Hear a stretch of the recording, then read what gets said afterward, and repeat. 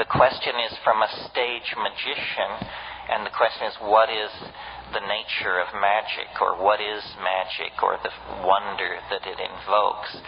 There are two theories. I mean, magic is not a trivial issue at all. There are two theories about how the world works, and each one depends on a fundamental assumption about what the world is. There's the scientific theory, which says the world is tiny packets of matter squealing along through empty space at close to the speed of light and subject to a certain set of interlocking laws.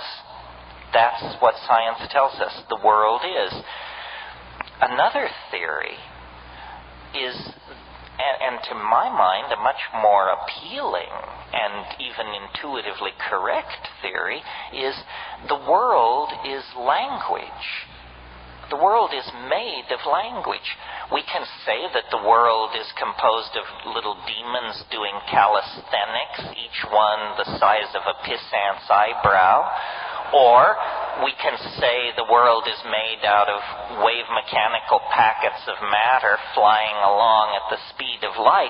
But notice that what we get each time is words. Our model of what the world is made of words, and the world is composed of description. Now, in the era before science, scientists like to say people were more epistemologically naive.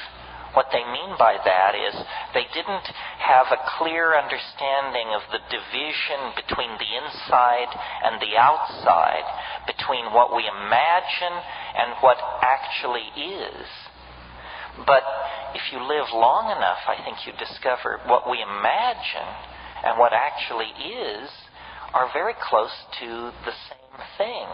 Now, whenever you say the world is made of language, the positivists object by saying, well, then why isn't it the way we say it is? I didn't say it's the way we say it is. I said it's made of language. And part of the inspiration for my career is the realization that you could get up in front of audiences and say how the world is, and to a small degree, for a limited time, in a limited space, it shimmers and recasts itself and becomes the thing that we say that it is. The mind is somehow a co-creator in the process of reality through acts of language. And language is very, very mysterious. I mean, it is true magic. People run all over the place looking for paranormal abilities.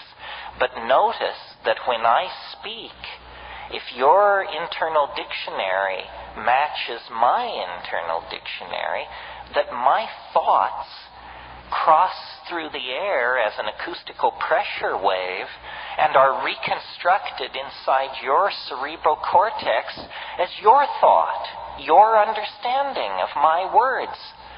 Telepathy exists. It's just that the carrier wave is small mouth noises.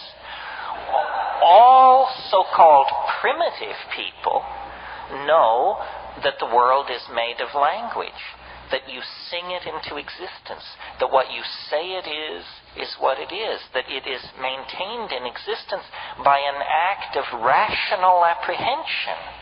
And it's only science which has taken this very weird approach and said, no, the world is somehow independent from the act of description. And this is not a situation where we have two separate points of view, both open-hearted and trying their best to work hard for you. Science carried out its analysis of nature to the point where it shot itself in the foot. Science carried out an analysis of nature that went to such depth that it discovered that nature doesn't exist except as an object of description. that there are no little objects winging their way through empty space.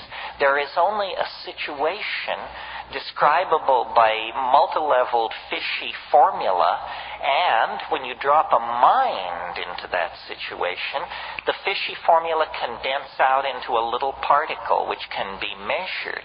Mind is necessary for the world to undergo the formality of existing. This is what quantum physics teaches.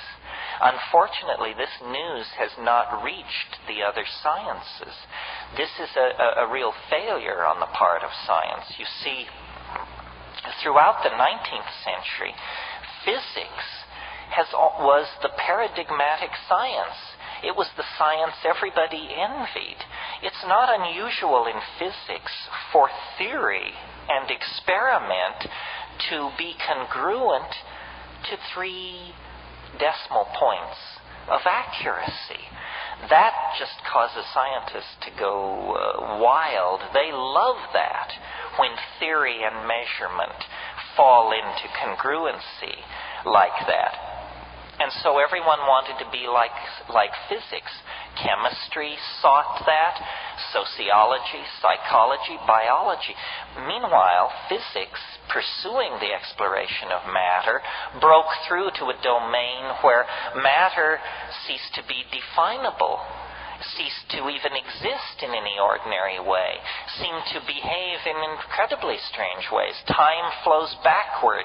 Energy crosses barriers without ever going through them, by tunneling through them in some way. Modern biology is still afflicted with physics envy.